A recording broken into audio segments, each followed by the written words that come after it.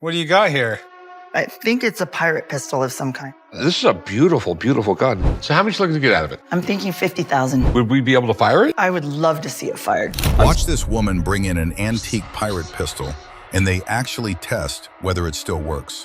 How did you get it? My father collected firearms, and after he passed away, my brother told me about it and gave it to me. That looks kind of fancy. Oh no, this was definitely owned by a rich guy.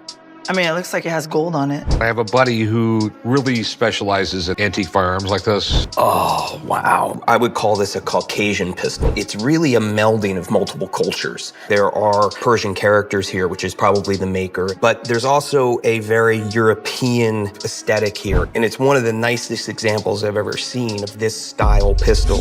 It would be great to fire, and then I can give you a full value. So I'm gonna pull back on this hammer, and I'm gonna let it go. I wouldn't sell it for less than 15,000.